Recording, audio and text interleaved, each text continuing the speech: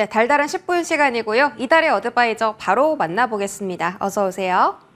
네, 안녕하세요. 네, 위원님 반갑습니다. 달달한 포인트 바로 확인하겠습니다. 자, 5호장 달달한 포인트는 트럼프 효과 잠재운 파월입니다.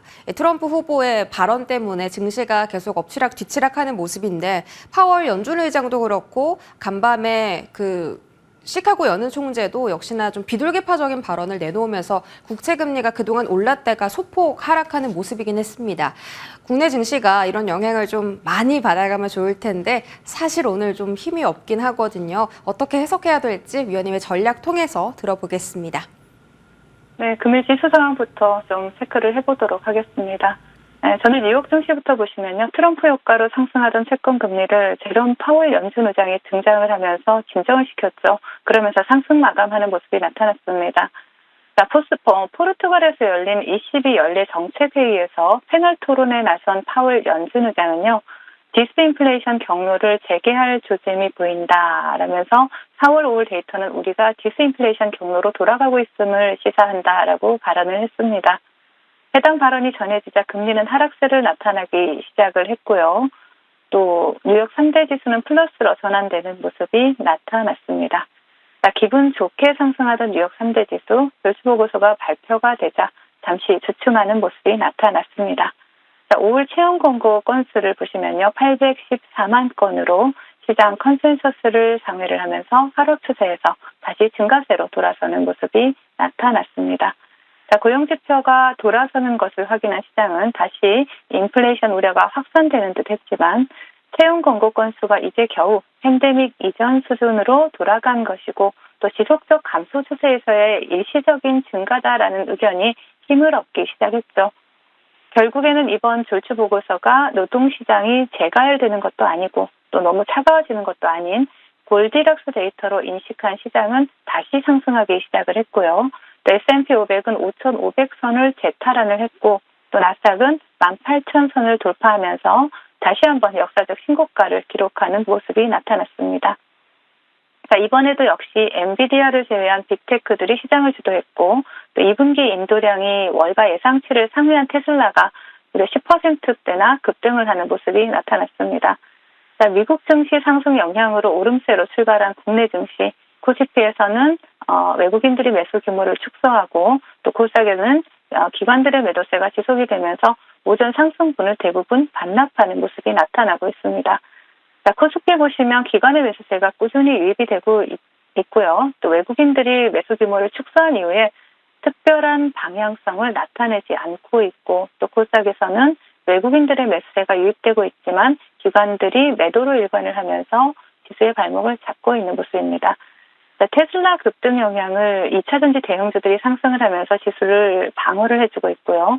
기업 밸류업 이슈를 갖고 있는 금융 지주사들과 또 HLB 그룹주들이 상승하면서 지수 방어에 나서고 있는 모습이기는 하지만 반도체 투톱을 필두로 한 반도체 섹터에서 전반적으로 조정이 나오면서 지수를 끌어내리고 있는 모습입니다. 금일장 특징적인 외국인들의 수급은 포착이 되고 있지 않지만 2차전지 대형주들에서 기관과 외국인의 양매수가 포착되고 있습니다.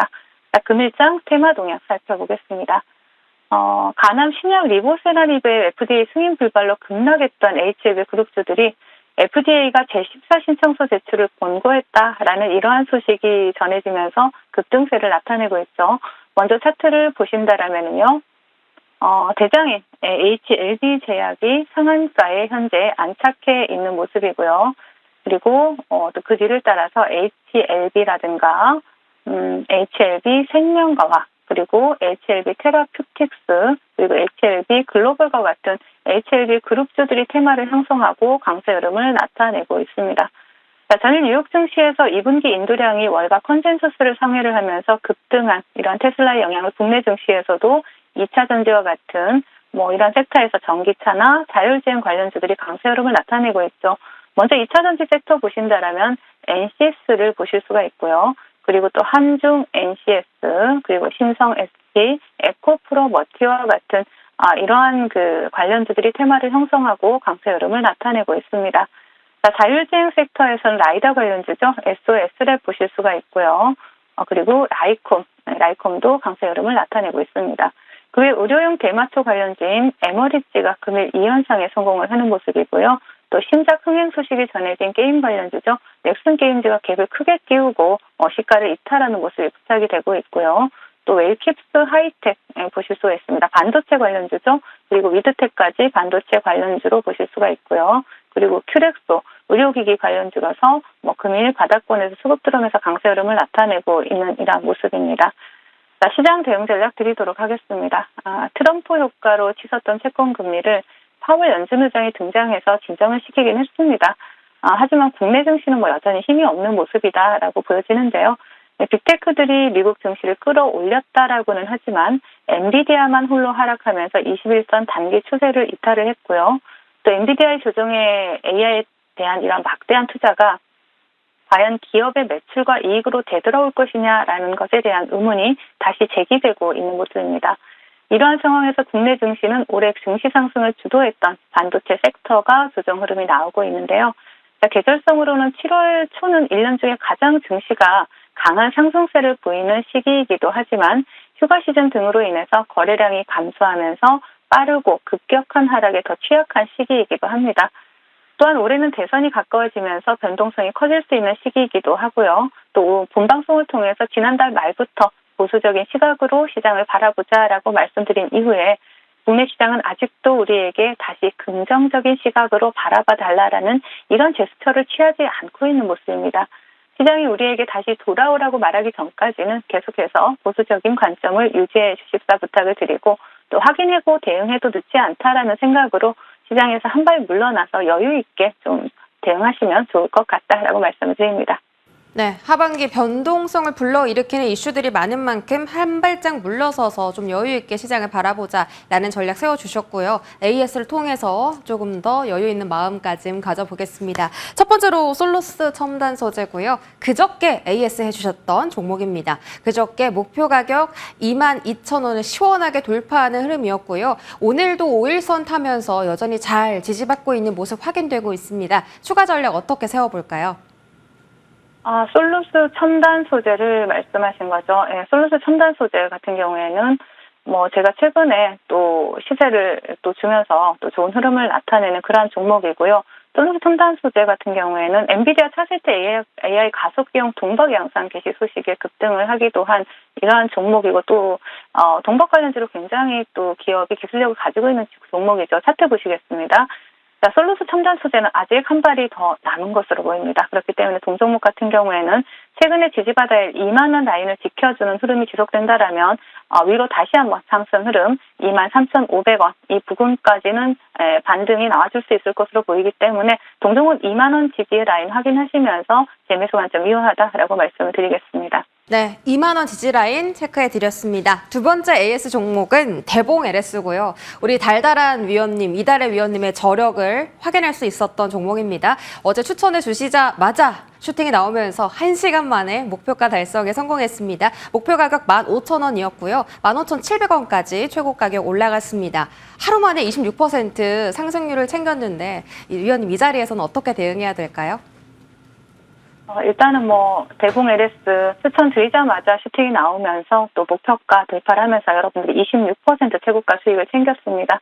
자, 본방송 보시면서 또 수익 챙겨가신 분들 축하드리고요.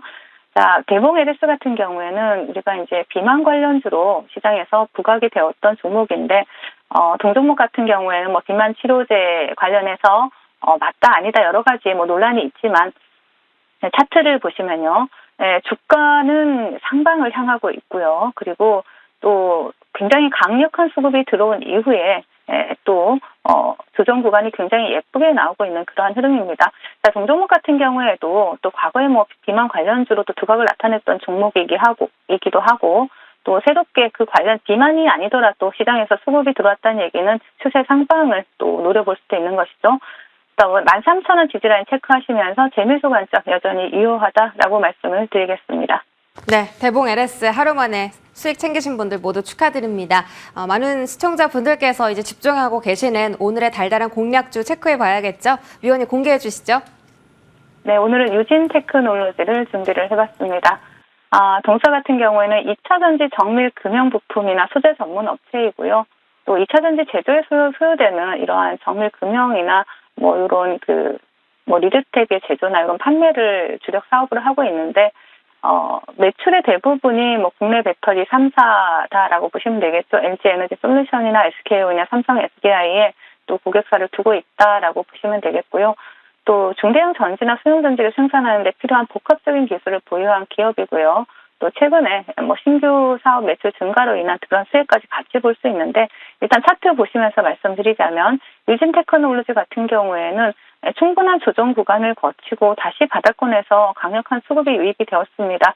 동종 수급이 유입되었다는 이야기는 상방으로 강한 상승 탄력을 기대해 볼 수 있다는 얘기가 되기 때문에 동종목 같은 경우 목표가 13,000원 일단 제시해 드리겠고요. 손절가는 하단에 8,500원 제시해 드리도록 하겠습니다. 네, 이 종목 역시나 말씀 주시자마자 지금 슈팅 중이라 분할 매수 접근하면 되는 걸까요?